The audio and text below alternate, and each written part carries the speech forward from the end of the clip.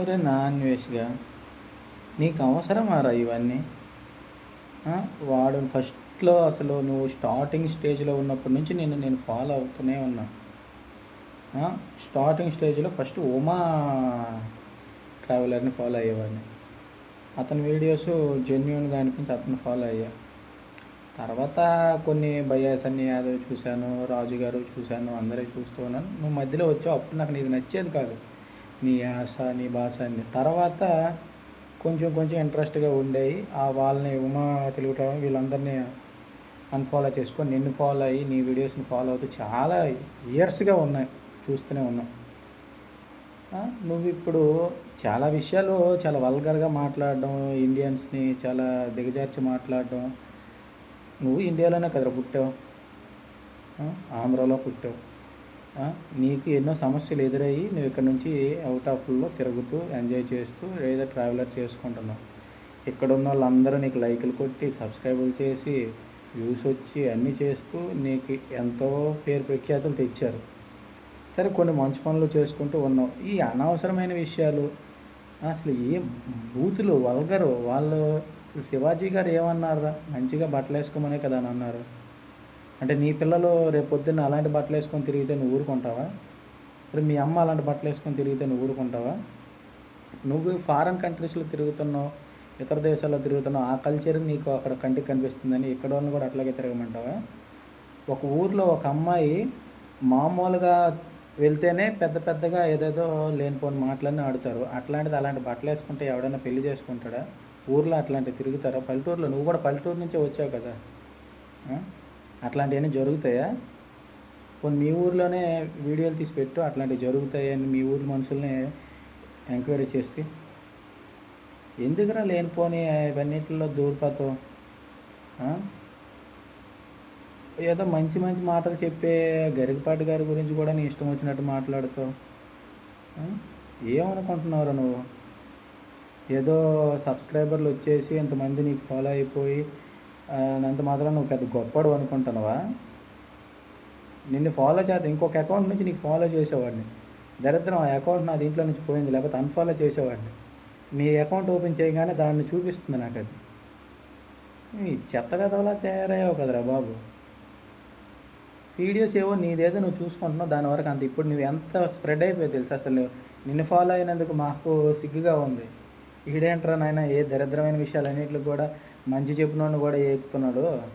ఏవో ఈ betting apps గురించి చేసావు, పర్వాలేదు, బాగుంది చేసావు. అంతకంటే పెద్ద పెద్ద మోసాలు చేసిన వాళ్ళని ఎవరేం చేయలేకపోయారు, నువ్వు వీళ్ళందరినీ చేసావు. సరే యూత్కి కొంచెం మంచిగా జరుగుతుంది దాని గురించి. ఆ విషయంలో ప్రతి ఒక్కరిని ట్రోల్ చేసావు, అమ్మ లెక్కలు తిట్టావు. అబ్బాయి సన్నీ యాదవ్ గారిని అయితేనేమి, వాడెవడో ఉన్నాడు అక్షయ్ గారిని అయితేనేమి, విద్యు గౌడ్ని అయితేనేమి, వీళ్ళందరినీ ఇష్టం వచ్చినట్టు తిట్టావు.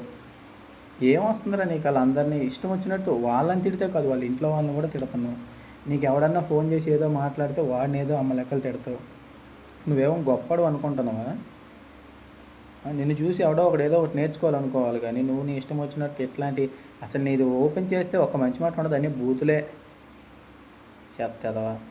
నిన్ను తిట్టాలంటే మళ్ళీ మీ ఇంట్లో వాళ్ళని తిట్టాల్సి వస్తుందని తిట్టలేకపోతున్నాం. అట్లా ఓన్గా తిట్టే తిట్లు లేవు అంతగా. ఇంట్లో వాళ్ళతో కలిపి అయితేనే తిట్లు ఉన్నాయి చాలా. చెత్తగాడు మానుకోరా. నీకు అసలు చూడు, ఇంక నువ్వు ఎంత డౌన్ఫాల్ అయిపోతావు అంటే అంత డౌన్ఫాల్ అయిపోతావు. ఇండియాలో కూడా నువ్వు రాలేవు. నువ్వు మళ్ళీ రావాలి కదా. ఇంకా పెళ్ళి పెట్టక్కలు లేవు అన్నంటే చచ్చిపోతాను అనుకుంటే కానీ రావాల్సిన లేదు. కానీ ఫ్యామిలీకి ఏంలే అన్నీ ఇక్కడ అన్నీ కావాలనుకుంటే మళ్ళీ వస్తావు కదా. బండబూతులు తిడతారు నీకు, చెప్పులు వేస్తారు నీ మొహాన, ఉమ్ముతారు. ఏమనుకుంటున్నావు ఏమో నాకు అర్థం కావట్లేదు. శివాజీ గారు ఎంత పద్ధతిగా ఎంత మంచి విషయాలు చెప్పారు. సరే దాంట్లో ఒక విషయం వాడారు, సినిమాల్లో ఎన్ని వాడట్లేదయ్యి. ఎవరన్నా ఆడవాళ్ళు పల్లెటూరుల సైడ్ ఉండే ఆడవాళ్ళు అవన్నీ యాక్సెప్ట్ చేస్తారా? నువ్వు ఎంత పబ్లిక్గా ఓపెన్గా చేసి చూపిస్తున్నావు అవన్నీ. ఎలా ఉన్నాయి ఆ పుచ్చకాయలు ఆ దోసకాయలు తీసి ఎవడన్నా చేస్తాడరా? సమాజానికి నువ్వేం మెసేజ్ ఇవ్వాలనుకుంటున్నావురా ఎదవా? ఇప్పుడు ఇన్స్టాగ్రామ్ ఓపెన్ చేస్తే నీ మీదే ఉంది మొత్తం. శివాజీ గారు ఏమైనా చిన్నపిల్లాడా? ఒక తండ్రి వయసు ఉన్నతనే కదా. మంచి కోసమే కదా చెప్పాడు. దాంట్లో ఏదో ఒక ఆ సామాన్లు ఆమె కూడా ఏం ఫీల్ అంతకుముందు ఒక ఆమెది సామాన్లు బాగుండాలంటే అప్పుడెవరు రాలేదే. నువ్వెందుకు ప్రతి దీనికి ఇదైపోతున్నావు? ఇప్పుడు గుమ్మడికాయల దొంగ ఎవడనంటే భుజాలు తడుముకున్నట్టు అలాంటి బట్టలు వేసుకున్న వాళ్ళే రియాక్ట్ అవుతున్నారు. చూడలేము అలాంటి వాళ్ళకి జబర్దస్తుల్లో చాలా చేశారు వాళ్ళు.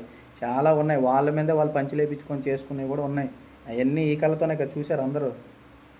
అలాంటి వాళ్ళు రియాక్ట్ అవుతున్నారు. ఏం సాంప్రదాయంగా ఉన్న వాళ్ళు ఎవరు రియాక్ట్ అవ్వట్లేదు దాని గురించి. వీళ్ళే రియాక్ట్ అవుతున్నారు. వాళ్ళు ఈ బికినీలు బీచ్ల్లో తిరిగిన ఇవన్నీ చూడలేక చచ్చిపోయాం. అలాంటి వాళ్ళే రియాక్ట్ అవుతారు మరి. అని మానుకోరా బాబు, నువ్వు అలాంటి చెత్త వీడియోలు చేసి నిన్ను ఫాలో అయినందుకు మా చెప్పులతో మేము కొట్టుకోవాలరా నాయన.